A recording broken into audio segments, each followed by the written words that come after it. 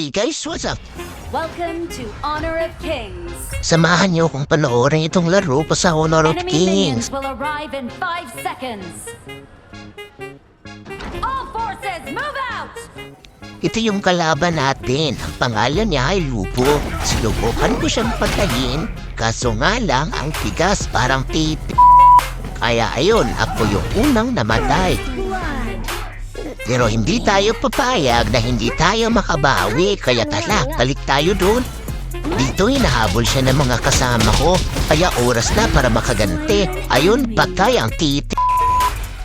Dito ina-estimate ko kung kaya ko na ba siyang patayin. Kaya ayun, sinugod ko siya. Ibinigay ko na ang lahat sa kanya. Kaso nga lang naghanap pa rin ng iba. Sinubukan ko lang namang maklear ng minions. Kaso itong ipal na kasama niya bigla akong sinugod. Kaya napapako ako. Akala niya siguro kaya niya akong patayin. Nandito na pala yung mga kasama ko to the rescue. Kaya sumugod ako. Ayun, patay ang isa. Patay ang dalawa. Ang galing ko talaga. Habang wala yung mga kalaban, sinamantala ko na. Tinira ko na yung turo nila. Kailangan natin silang paunahan. Baka tayo pa yung paunahan nila. Your team has destroyed a turret. Has been Nagbabakbakan na pala dito, hindi ko napansin.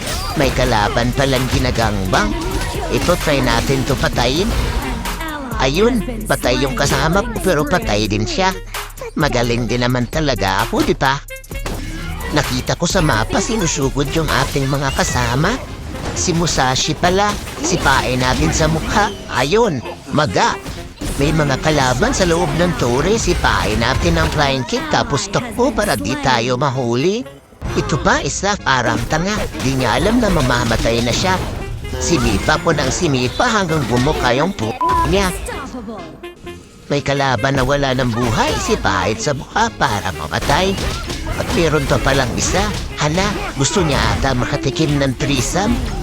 Pagpikyan natin, sipain natin ng sipain. Huwag natin titigilan hanggang matanggal lahat ng ipin.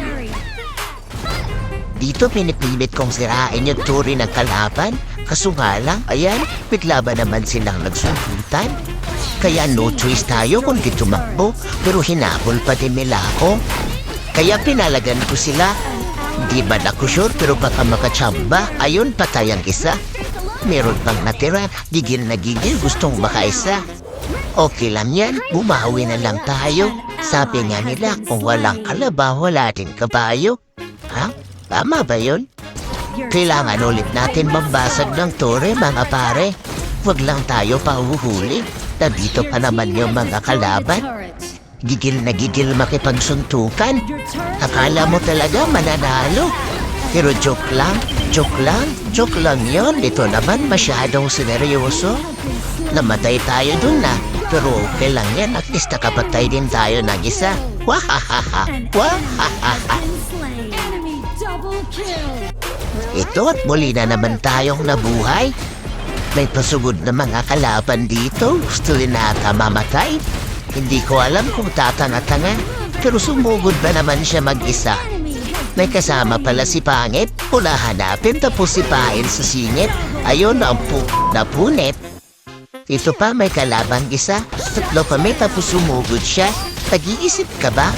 Shoutout na lang sa'yo kung sino ka mang tanga ka. An enemy has been slain. Ito na, tapusin na natin to. Kaso may nakabang pala na 2 bobo. Kailangan natin gumawa ng paraan para manalo. Ayun, patay ang isa. Ginawa ba namang shield yung mukha niya? May isa pang kalaban na nandito. Nasa na kaya yun? Natakot na siguro. Ito pala, bida-bida ka ha? Ay nako, ang sarap talaga mangupal. Lalo na't may kalaban kang nasa mukha ang kubal. Panalo tayo dito. MVP pa nga oh. Baka naman isang like, subscribe at share naman dyan.